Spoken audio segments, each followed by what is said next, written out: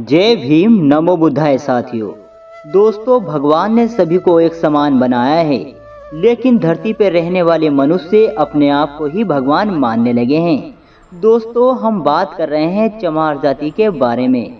दोस्तों, चमार एक ऐसी जाति है जिसके साथ सभी जातियों चमार से चिढ़ने लगे, उसके अछूत बना दिया, नीच समझने लगे। दोस्तों, सभी जातियों ने ऐसे कौन से महान कार्य किए हैं जो उन्हें ऊंची जाति का कहकर बुलाया जाता है। दोस्तों, सनातन धर्म के आदि ग्रंथ में जातियों का जिक्र किया गया है। वर्ण व्यवस्था का मूल आधार शूद्रों को माना जाता है। सभी इरमतियों में एक ही बात कही गई है कि जन्म से सभी शूद्र ही होते हैं। तो फिर चमार कैसे अछूत बना? उसके बाद जिसने व्यापार करना सीख लिया वे वैश्य हो गए, और जिसने रक्षा करना सीख लिया वे क्षत्रिय हो गए, और जिसने समस्त गुणों को धारण करते हुए सब कुछ त्यागना सीख लिया वे ब्राह्मण कहलाए गए। बताओ फिर चमार कहाँ से अछूत बन गया? सनातन विवाह में अधिकांश घरों में वैष्णव विवाह परंपरा का पालन होता है।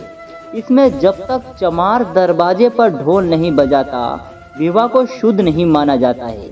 विवाह के सभी कर्म कांडों को पूरी तरह नहीं करते। इसी प्रकार हर वर्ण के लिए रीति रिवाज निर्धारित हैं, अर्थात विवाह की पूर्णता में हर वर्ण का योगदान अनिवार्य होता है।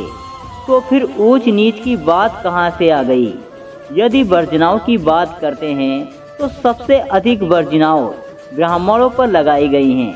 ब्राह्मण ने तो अपनी सेवा का मोल भाव कर सकता है और न ही धन के संचय कर सकता है।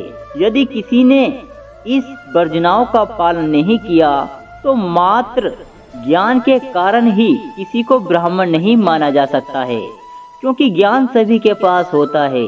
तो फिर चमार जाति को कैसे अछूत मानते हैं लोग? क्यों नहीं जानते कि चमार एक अपने आप में राजा है? चमार भी एक जाति है जो ऊंची जाति की वर्ग में कहलाई जाती है।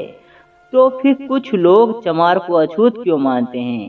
दोस्तों, इसीलिए कृपया ऊंच नीच की भावना अपने मन से निकाल दें। अपने कर्म और कार्य को ही अपना वर्ण माने और सभी को एक समान दृष्टि से देखें। तो दोस्तों, यह जानकारी आपको कैसी लगी?